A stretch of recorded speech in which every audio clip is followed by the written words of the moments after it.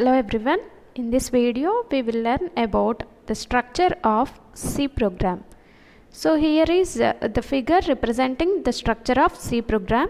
It consisting of preprocessor directives, global declarations, main function consisting of local declarations and statements, and last one is other functions as required. So the other functions considering of two. One is user defined functions or written functions.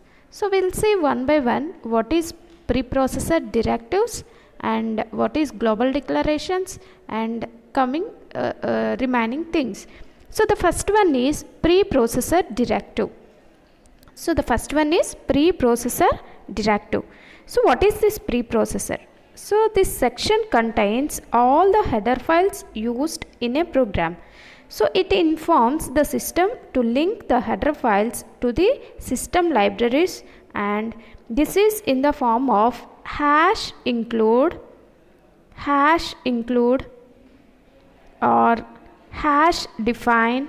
Means whenever it is starting with hash, we can call it as preprocessor directives. So hash include. So hash include is used to include the header files to the system libraries. So here we are using two header files, not only two. So the basic main important header files are two, that is stdio.h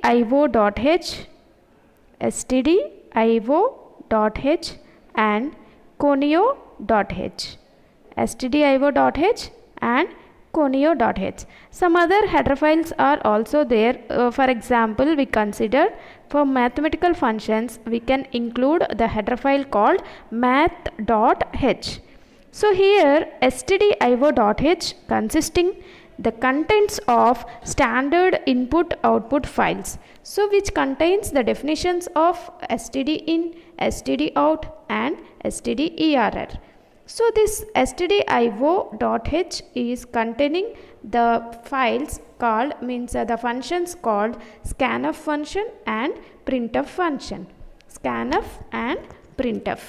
Scanf and printf. Scanf and printf. So these two functions are used for taking input and displaying the output. So here scanf function is used to take the input and printf function is used to display the output. So these two functions are available whenever we are including the header file called stdio.h. So for console purpose, for output screen purpose, we are using the header file called conio.h. So conio.h means console input output header file. And coming to the next section, that is called global declaration. Global declaration section comprises of all the global declarations in the program. So whatever the global declarations are there, so those declarations will be available after the preprocessor directives and before the main function. So for example, we consider the pi value. So the pi value is a constant one, or some other values which we can consider as the global variable. So those global variable declarations are there after the preprocessor directives and before main function. And now coming to the next section called main function section. Section. So this is the first function to be used by the computer. So the first function to be executed by the computer. So the execution means in C language, the execution of the C program starts from this main function only. So this main function consisting of local declarations and the statements or the expressions or any other functions, everything will be included in this main function. Here the main function consisting of parameters, parameters of void type, and int is return type. Here the braces representing this braces. So braces representing the passing parameters to the function main. If any parameters are there, we can pass those parameters by using this parameter, by using this parenthesis. And before that we write int. Int is nothing but the return type of this main function. So after execution it will return some value. So that return value will be represented by this type. So here we have two things are there. One is local declarations and the other one is statements. So what is this local declaration? So coming to the next one, local declaration. The variable that is declared inside a given function. The variable that is declared inside a given function or within this block refers to as a local declarations. Refers to as a local declarations. And coming to the next one, that is other functions as required. So these are optional functions. So these are optional functions. Whenever it is required by the requirement of the user, those functions are used, otherwise we can neglect also. So the other functions are two. One is considered as user defined function and return function. User defined functions and return functions.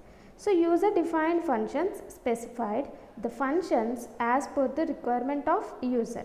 So whenever the user requires, then those functions are included in the program. For example, to find the sum of numbers, so we can write the user defined function called sum.